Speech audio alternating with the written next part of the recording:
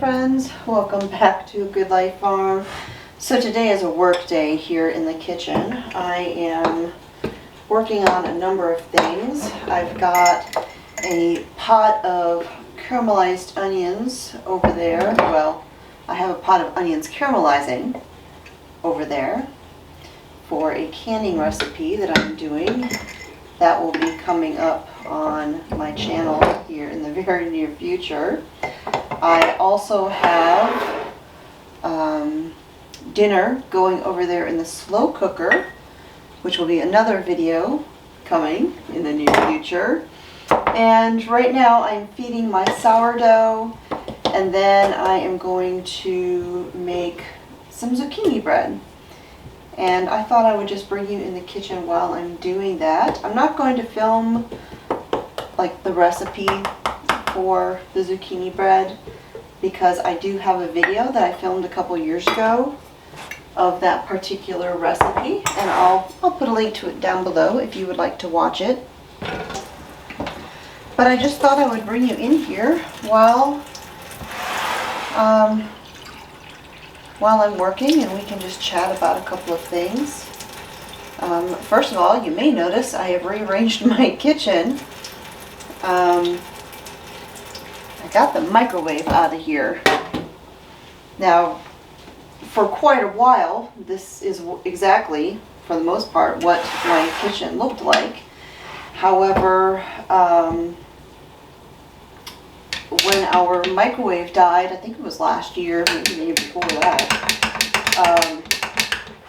we bought a new one, and it didn't fit over there on the shelving unit where we used to keep the other one. And so it was just sitting here on the kitchen counter, taking up half my counter.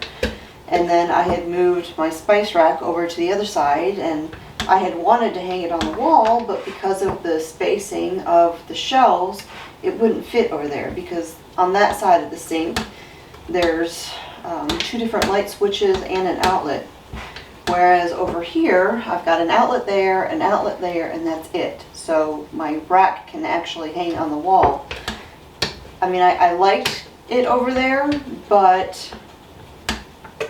when it's sitting on the counter, it actually takes up space, which makes it a little more crowded when it's your primary workspace. So I do much prefer it to be hanging on the wall. And so since the microwave is moved to the laundry room / pantry, I have space now. I don't use my microwave very much. I don't think that an appliance that you rarely use should take up valuable real estate in your kitchen.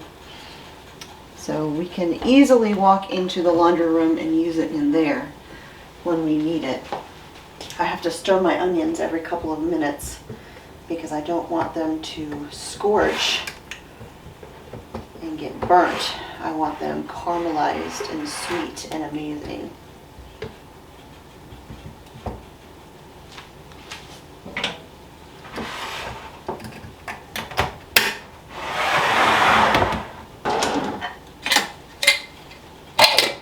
This is some of my sourdough discard. I'm sticking this in the refrigerator so that I can use it to make other things.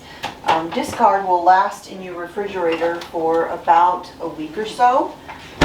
So you can kind of build up the amount that you have in there if you've got something that you want to make that uses a lot of discard. Which sourdough discard is just extra starter that you don't need.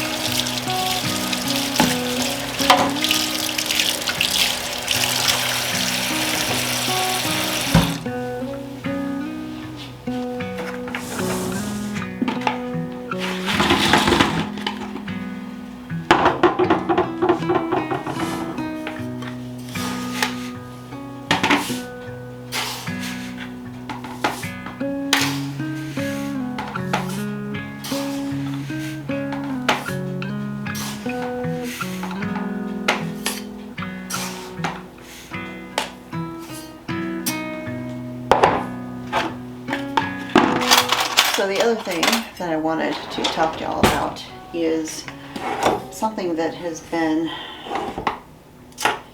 on my mind for quite a while. For years, I have had people tell me that I needed to teach a Bible study. And I don't even know what that would look like or where I would even begin. I do love talking about the Bible. I do love talking about the Lord and my faith. It's who I am, you know. But to sit down and do a Bible study, I just wouldn't even know where to start. But more and more that keeps happening. And while I do love to teach, teaching is just, it's part of who I am. You know, I homeschooled my children. I taught classes for Army families when we were still Army. I taught homeschooling home ec classes, and I was a shotgun shooting instructor for 4-H for kids. I mean, there's so many aspects of my life that have involved teaching. But, glancing at my recipe, but when it comes to teaching about the Bible and things that are faith related, you know, doing YouTube, speaking in front of audiences, all of those things, no big deal. I can do it. It's fine. No pressure. Teaching about the Bible, terrifying. Absolutely terrifying. And I will tell you why. I don't take it lightly. We have a very holy God who likes things just so, and he don't play games. If you think he plays games, you haven't read the Old Testament or the end of the New Testament. And very specifically in the book of James, chapter 3, it says that God will judge those who teach with even greater scrutiny than others. So I would never, ever want to teach something and not have it right, and teach something in error. Because, you know, the more I read my Bible and the more that I learn, the more understanding I have, the more I realize I don't know nothing. The more we think we know, the less we actually do.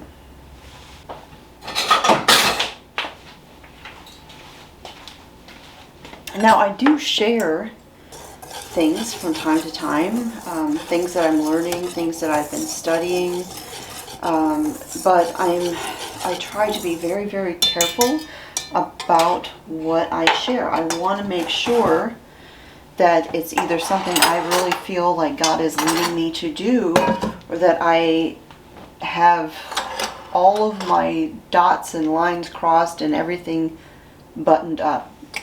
Because again, scrutiny.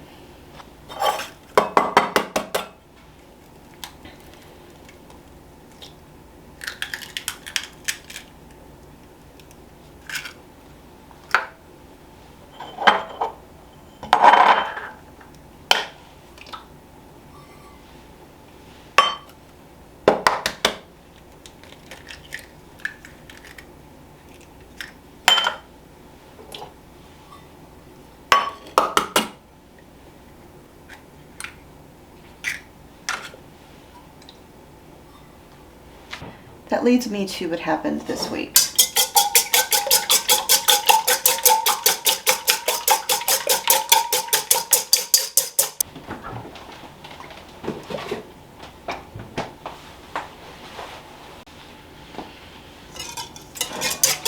So that call for me to teach things and share more has been happening more and more and more lately. I've had people pray over me and unexpectedly bring that up.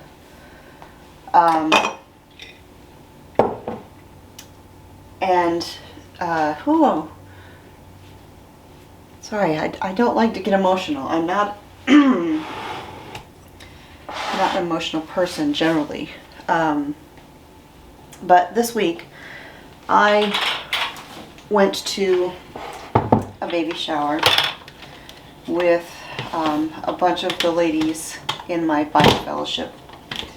And it was such a sweet time with them.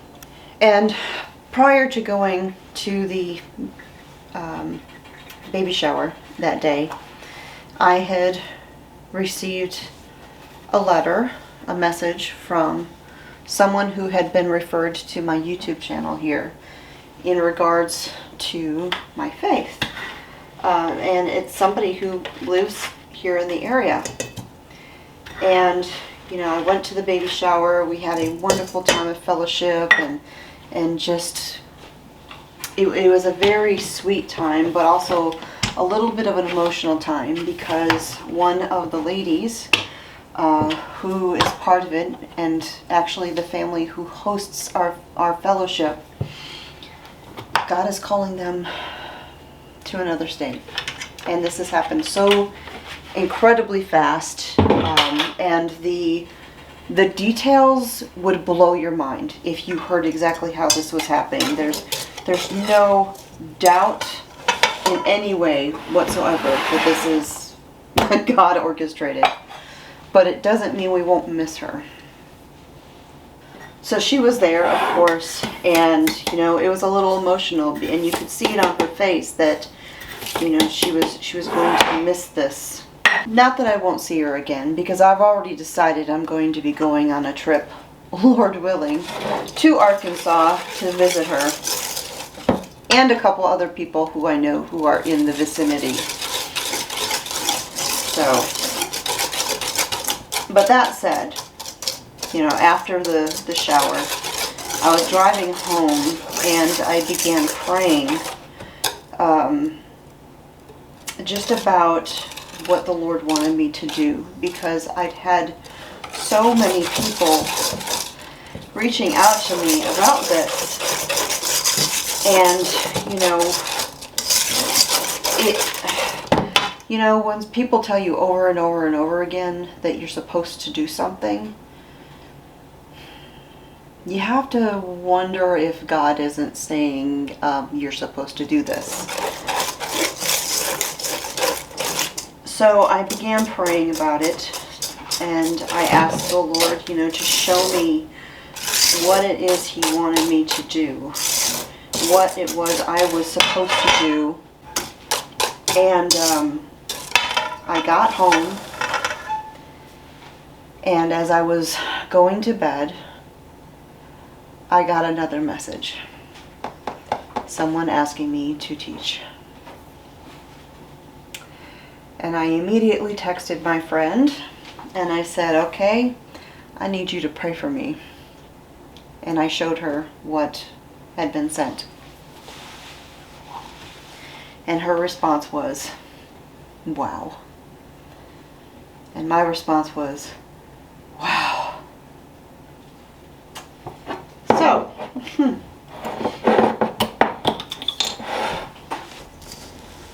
So, all that said, I am going to be praying about this. And if you are a praying person, I would greatly appreciate your prayers as well, because I am very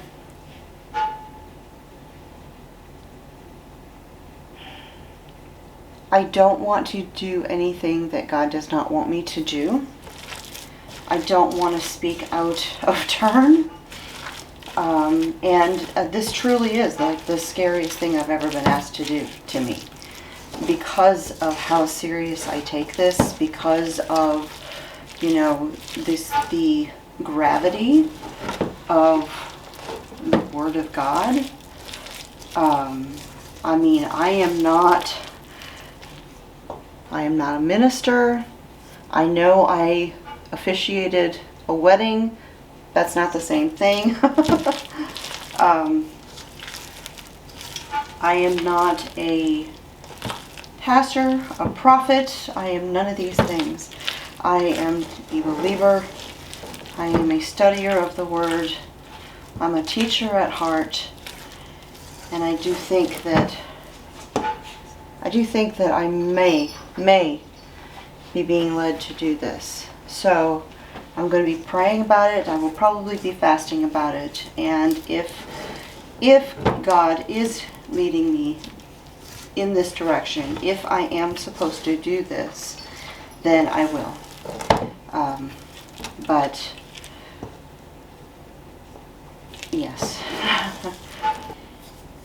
And I'm not trying to be dramatic. I'm not a dramatic kind of person. I don't like drama. I don't like people to exaggerate things or anything like that. I don't do things to be clickbaity. I am as authentic as I possibly can be.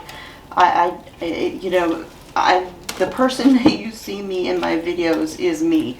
I'm not pretending to be anything else. At least I sure hope I come across that way. Now, I've said before, one of the biggest compliments I get is when people meet me in person and they say I'm the same person. That's who I try to be. So when I say that I am a little terrified about it, I am. I really am. Because we serve a holy God. And when we speak of Him, we should speak of Him with reverence and not take anything lightly. So, I'm going to finish my zucchini bread and get it in the oven and continue working on the other things that I have going here. And yeah, I just wanted to share all of that with all of you. And again, I would appreciate your prayers, and that I hear very clearly what God wants me to do. So, thanks for joining me while I am baking here. I'm going to finish this up, and I will talk to y'all next time.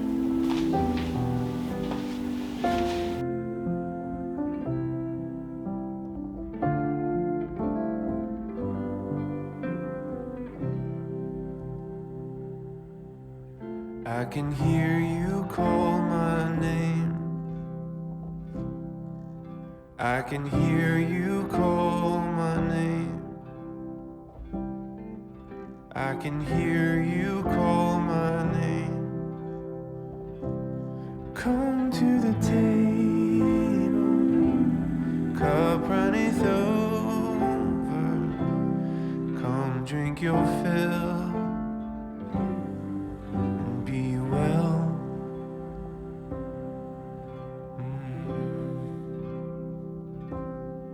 Oh, I can hear you call my name. I can hear you call my name.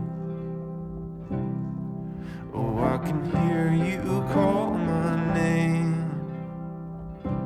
You come to the valley. Come lay your head down. Come rest your feet by the river of life. Come to the pasture. Rest by the fire. Rest as the wind